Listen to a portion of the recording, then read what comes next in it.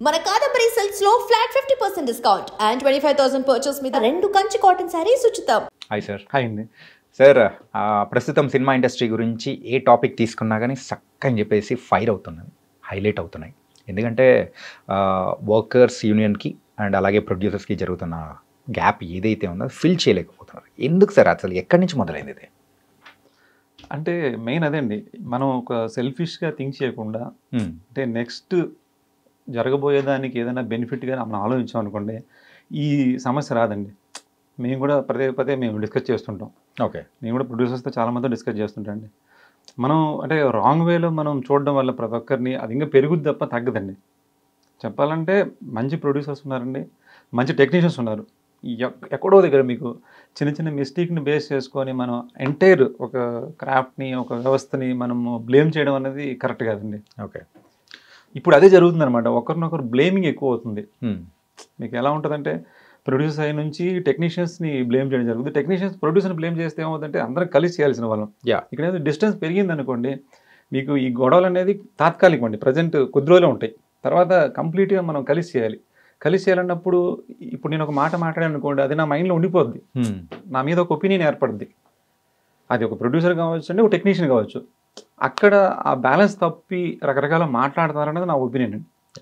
ఏదైనా ఒక ప్రాజెక్ట్ బయటికి రావాలంటే ఆ team work is very important. అది మన సినిమా ఇండస్ట్రీలో అయితే అది ఇంకా ఎక్కువ. ఎవరి పని వాళ్ళు చేసుకుంటూ వెళ్తేనే ఒక మంచి అవుట్పుట్ అనేది కూడా మనం ప్రజలకు అందించగలుగుతాం. సార్, ఈ ఆర్ట్ డైరెక్షన్లో ఉన్నది, ఆర్ట్ డిపార్ట్మెంట్లో ఉన్నది, ఈ మాఫియా అని చెప్పేసి మాటలు అనేది కూడా వినిపిస్తూ ఉన్నాయి. దానికి సంబంధించి మీరేమంటారు సార్? అది 100% రాంగ్ అండి. అది ఎందుకంటే ఇంతకాలం మొత్తం ఇండస్ట్రీలో చాలా లాంగ్ రన్ అంటే ఎవరు కూడా ఒక నైట్లో వచ్చి వర్క్ చేసే వాళ్ళు ఎవరు లేరండి. ఓకే, సడన్గా ప్రొడ్యూసర్ వస్తారేమో, సడన్గా కొత్త ప్రొడ్యూసర్ వస్తారు, కానీ టెక్నీషియన్స్ అనేది ఒక లాంగ్ రన్ జర్నీ ఉంటుంది. వాళ్ళు ఎంతో కష్టపడి వాళ్ళ క్యారెక్టర్ని బిల్డ్ చేసుకుంటూ ఒక పేరు తెచ్చుకున్న తర్వాతే మనకు సినిమాలు వస్తాయండి. ఇమీడియట్లీ ఎవరికి టెక్నీషియన్స్ ఎవరికి ఇమీడియట్లీ సినిమాలు రావు. ఓకే, ఒక ప్రూవ్ చేసుకోవాలంటే కొంత టైం పడుతుందండి. ఆ టైం పట్టడానికి చాలా స్ట్రగుల్స్ ఉంటాయండి. మనము డబ్బులు లేకుండా పని చేయొచ్చు, ఫ్రీగా పని చేయొచ్చు, ఎన్నో కష్టాలు పడి ఒక పేరు తెచ్చుకొని ఆ పేరు తెచ్చుకున్న తర్వాత మనకు ఒక పేరు వచ్చింది, ఇప్పుడే మనం డబ్బులు సంపాదిస్తున్నాం అనుకున్న టైంలో రకరకాల ఇలాంటి వర్డ్స్ మాట్లాడడం వల్ల ఏమవుద్దంటే మన క్యారెక్టర్ మొత్తం డ్యామేజ్ అవుద్ది అనమాట. అది మనం ఉన్నతమైన స్థానంలో ఉన్నప్పుడు అసలు మాట్లాడకూడదండి. ఎందుకంటే మాఫియా అనేది చాలా పెద్ద వర్డ్ అండి. అది కొన్ని వర్డ్స్ అనేది కూడా యూజువల్గా యూజ్ చేయకూడదు సార్. అవును, యూజ్ చేసామంటే దాని సివియారిటీ అనేది కూడా పెరిగిపోతుంటుంది. అవును, ఈ మాఫియా అనే వర్డ్ కానీ అంటే ఏంది, నిజంగా అంత మాఫియా అనేది ఉందా? అసలు లేదండి, అది కాదండి, అది తప్పు అనమాట. ఎందుకంటే ఇప్పుడు చాలామంది ఆర్ట్ డైరెక్టర్స్ వాళ్ళందరూ కూడా వాళ్ళు హర్ట్ అవుతున్నారు, హర్ట్ అయ్యి వాళ్ళు చాలా ఎమోషన్ అవుతున్నారు. నేను వాళ్ళకి చెప్తున్నది ఒకటే, ఎమోషన్ అవ్వడం అనేది కరెక్ట్ కాదు. మనం కరెక్ట్ వేలో వాళ్ళకి ఎక్స్ప్లెయిన్ చేయాలి తప్ప ఎమోషన్ అయితే అది ఇంకా పెరుగుద్ది అని చెప్తున్నా. అంటే అలాంటిది అయితే లేదండి. అలాంటివి ఉంటే మీకు ఇన్ని సినిమాలు జరగవు, ఇన్ని సక్సెస్ఫుల్ సినిమాలు రావు ఫస్ట్ ఆఫ్ ఆల్. ఓకే, ఇప్పుడు ఉదాహరణకి మీకు చెప్పాలంటే ఇప్పుడు అరుణాచలం ఒక పవిత్రమైన టెంపుల్ అండి. సార్, అక్కడ రీసెంట్గా ఒక తెలుగు వాడిని ఎవరో చంపేశారన్నారు. అంటే అది రేర్గా జరిగే ఒక ఇన్సిడెంట్ అండి. ఆ ఇన్సిడెంట్ బేస్ చేసుకుని ఆ 14 కిలోమీటర్ కోడు చంపడానికి రెడీగా ఉంటాడు కదా. బట్ తెలుగు ఇండస్ట్రీ కూడా ఒక పవిత్రమైందనమాట. ఇక్కడ చాలామంది కష్టంతో చాలా హానెస్ట్గా వర్క్ చేస్తారు కాబట్టి తెలుగు ఇండస్ట్రీ ఇంతకాలం రన్ అవుతుంది. ఎప్పటి నుంచో మనకి ఎంతో గొప్ప గొప్ప వాళ్ళందరూ ఇండస్ట్రీని బిల్డ్ చేసుకుంటూ ఎవరెవరి స్టేజ్లో వాళ్ళు బిల్డ్ చేసుకుంటూ మిగతా వాళ్ళు నెక్స్ట్ జనరేషన్కి అప్పచెప్తున్నారు.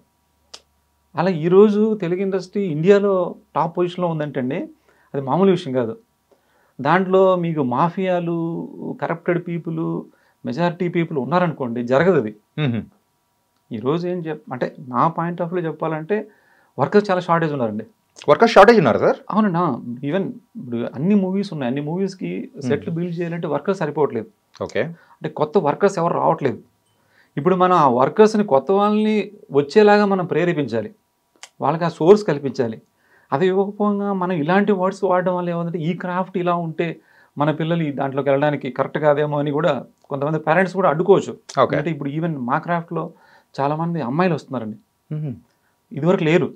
ఇప్పుడు మా క్రాఫ్ట్లో చాలామంది అమ్మాయిలు వర్క్ చేస్తున్నారు. అలా ప్రతి క్రాఫ్ట్లోనండి అలాగే చాలామంది వస్తున్నారు, యంగ్ పీపుల్. వాళ్ళందరికీ మనం ఒక మంచి అట్మాస్ఫియర్ని చూపించాలి ఇక్కడ.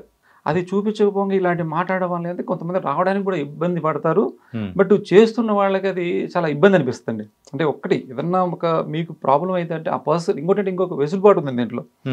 ఇప్పుడు మీకు అంటే ఇది లైఫ్ లాంగ్ మనం ట్రావెల్ చేయాల్సిన జాబ్ కాదు. ఎవరు కూడా ఒక ప్రొడ్యూసర్ మూవీ చేస్తున్నారంటే ఆ మూవీకి ఆ టెక్నీషియన్ నచ్చకపోతే నెక్స్ట్ మూవీ పెట్టుకోరు.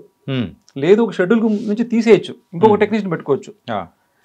కానీ ఆ నచ్చని వాళ్ళని మీరు అవాయిడ్ చేయండి. మీకు ఎవరైతే హానెస్ట్గా ఉన్నారో హానెస్ట్ వాళ్ళని ఎంకరేజ్ చేయండి.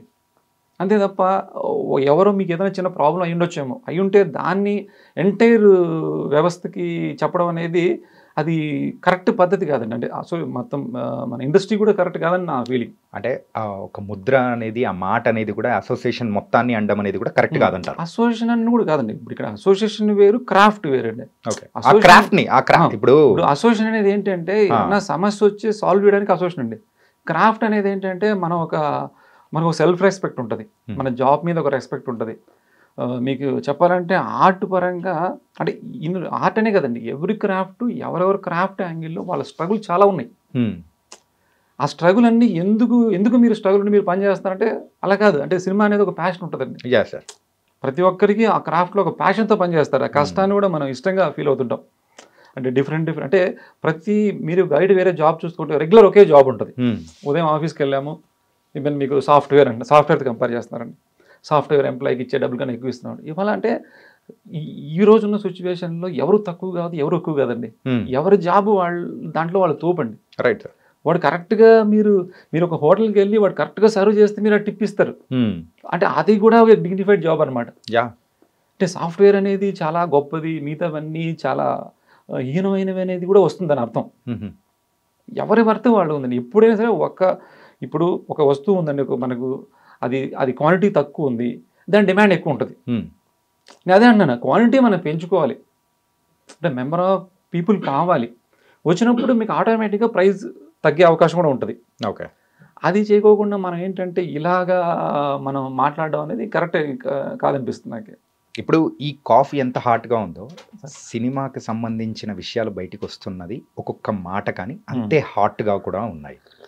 సో స్టార్ట్ అయింది ఏమైతే వేతనాల గురించి. అవునండి. సో ఏదైతే పేమెంట్స్ ఉన్నాయో దాని గురించి స్టార్ట్ అయినా కానీ ఇప్పుడైతే ఈ టర్న్ అనేది కూడా వేరే రకంగా తీసుకోవడం కానీ, మాటలు యుద్ధం అనేది పెరగడం కానీ ఏంటి సార్ ఇది అసలు? అది కరెక్ట్ కాదండి. ఇప్పుడు వేతనాలు పెంచడము తగ్గించడం అనే దానికి అది వేరే సందర్భంగా అంటే దాన్ని బేస్ చేసుకొని క్రాఫ్ట్ని బ్లేమ్ చేయకూడదు ఎవరు అండి. ఇది టెక్నీషియన్ కూడా ప్రొడ్యూసర్ని బ్లేమ్. ఇప్పుడు టెక్నీషియన్లో కొంతమంది రకాలుగా మాట్లాడుతున్నారు, అవి కూడా బయటకు వచ్చాయి అనుకోండి వేరేలాగా వెళ్తుంది. అది కరెక్ట్ కాదనమాట. వీళ్ళు మాట్లాడకూడదు, ప్రొడ్యూసర్స్ కూడా ఒకరినొకరు మనం అభిమానించుకోవాలని ఆ ధోరణి ఉండాలండి. అది లేనప్పుడు ఏమవుద్దంటే అది ఎంటైర్ వ్యవస్థ మీద పడద్ది. ఇప్పుడు ఇవాళ మీకు హైదరాబాద్ అనేది ఒక ఫిలిం హబ్లా ఉందండి. అవును సార్. మీకు తమిళ సినిమాలకు కూర్చొని వర్క్ చేస్తారండి. అంటే ఎందుకండి ఇక్కడ కంఫర్ట్ జోన్ ఉంటేనే కదా వచ్చి పని చేస్తారు. ఇప్పుడు రజనీకాంత్ గారి మూవీ ఇక్కడికి వస్తుందండి, బట్ వాళ్ళ అసోసియేషన్ వాళ్ళు అక్కడ గొడవ పెడుతున్నారు. మీరు అక్కడికి వెళ్ళడం వల్ల మాకు ఇక్కడ ఉపాధి పోతుంది అనడం వల్ల వాళ్ళు కొంత ఆపుకొని అక్కడ వర్క్ చేయాల్సి వస్తుంది. ఓకే. ఈవెన్ అజిత్ గారి మూవీస్ కూడా ఇక్కడ వర్క్ చేస్తున్నారండి. అంటే చాలామంది లైక్ చేస్తున్నారు. అంటే మీకు కంఫర్ట్ జోన్స్ ఉన్నాయి, ఎక్కడో తక్కువ పర్సెంటేజ్ అండి ప్రాబ్లం ఉంది. ఆ తక్కువ పర్సెంటేజ్ని ఎక్కువ పర్సెంటేజ్ లాగా మనం చేయడం వల్ల ఏమవుద్దంటే అది నెక్స్ట్ వచ్చే వాళ్ళు కూడా ప్రాబ్లం అవుద్దని నా ఫీలింగ్. మీరు అన్నది చూస్తూ ఉంటే ఒక తెల్ల పేపర్ మీద ఒక నల్లటి చిన్న మార్క్ అయినా కానీ దాన్నే మనం హైలైట్ చేసినట్టు ఇప్పుడు ఇష్యూ అనేది కూడా అంటే ఏం చేస్తారంటే ఇప్పుడు ఎవరికి వాళ్ళకి ప్రాబ్లం వస్తే ఆ ప్రాబ్లంని ఇప్పుడు నాకు వెంటనే సాల్వ్ అవ్వాలని చూస్తున్నారు. అలా చేయకూడదండి. మనం నెక్స్ట్ ఇప్పుడు ఎవ్రీ 3 yearsకి వస్తుంటుందండి ఈ ప్రాబ్లం. ఓకే. బట్ దీన్ని ముందుగానే మనం ఐడెంటిఫై చేసి దాన్ని ముందు నుంచే ఒక వర్క్ చేశారనుకోండి చాలా సినిమాలు ఆగిపోయే పరిస్థితి లేదు ఇవాళ. ఓకే. లాస్ట్ మినిట్ వరకు తీసుకొస్తున్నారు, సడన్లీ ఈరోజు చాలా మూవీస్ సఫర్ అవుతున్నారండి. అంటే ఒక కంటిన్యూ షూట్ జరిగితేనే డేట్స్ చాలా ప్రాబ్లమ్స్ వస్తున్నాయి. ఇట్లాంటిది ఒక్కసారిగా ఆగిపోవడంతో మొత్తం ఇప్పుడు రేపు వెంటనే షూట్ స్టార్ట్ అయినా కూడా మీకు ఈజీగా వెళ్ళదండి ఇది. అంటే మొత్తం అన్ని డేట్స్ డిస్టర్బ్ అయ్యి ఉంటాయి. అంతే కదా సార్. మధ్యలో ఈ 1 week ఆగడంతో మీకు 2-3 months ఎఫెక్ట్ ఉంటుందండి. 2-3 months ఎఫెక్ట్ ఉంటుందా? ఈజీగా ఉంటుందండి. అన్నీ మీకు ఇదైపోతాయండి, డిస్టర్బ్ అయిపోతాయి. ఓకే. ఓకే. డేట్స్ అన్నీ పోతాయి, అన్నీ వెనక్కి వెళ్ళిపోతాయి, రిలీజ్లు వెనక్కి వెళ్ళిపోతాయండి. కాబట్టి అంటే ఒక రెస్పాన్సిబిలిటీగా ఫీల్ అవ్వాలండి ఎవరైనా సరే, ఇటువైపు కానీ అటువైపు కానీ. ఒకటి మనం ఆపాలి అన్నదానికి వెనక ముందు ఆలోచించి, లేదు అంటే షూట్ జరుగుతూ దీన్ని ప్రాబ్లమ్ సాల్వ్ చేసుకోవాలనేది ఉండాలి తప్ప ఇట్లాంటి ఒక అట్మాస్ఫియర్ కరెక్ట్ కాదు. ఓకే సార్, రీసెంట్గా అయితే మన విశ్వప్రసాద్ గారు అంటే ఇచ్చిన ఒక ఇంటర్వ్యూలలో ఆయన చేసిన వ్యాఖ్యల ద్వారా కూడా సో కొంతమందిని అనడం కానీ, అసోసియేషన్ మెంబర్స్ని కానీ అనడం కానీ, సో ఆ తర్వాత జరిగిన మీటింగ్లో కానీ ఇది కొలిక్కి రాకోకుండా ఉండిపోయింది. అంటే నిన్ననే మనం చూసాము ఏదైతే మీట్ అయ్యారో సో దీనికి ఒక సొల్యూషన్ అనేది అంటే తీసుకొని వస్తాము అని అనుకున్న టైంలో ఆ చర్చలు అనేది కూడా విఫలమైపోయాయి. అదే విశ్వప్రసాద్ గారు కూడా చాలా మంచి పర్సన్ అండి ఆయన. అంటే ఆయన చాలా రీసెంట్ తక్కువ టైంలో చాలా ఎక్కువ మూవీస్ చేశాడు, చాలా మందికి ఉపాధి కల్పిస్తున్నాడు. కాకపోతే ఆయనకు కూడా ఏంటంటే కొంతమంది ఇక్కడ ఏంటంటే కొంతమంది రాంగ్ కమ్యూనికేషన్ ఇవ్వడం వల్ల కూడా ప్రాబ్లం అవుతుందండి. అంటే వాళ్ళు చేసే ఒక తప్పుని స్కిప్ చేయడం కోసం ఇంకో దాని మీద డైవర్ట్ చేయడం అండి. అంటే ఇంకొక క్రాఫ్ట్ని బూచిలా చూపించి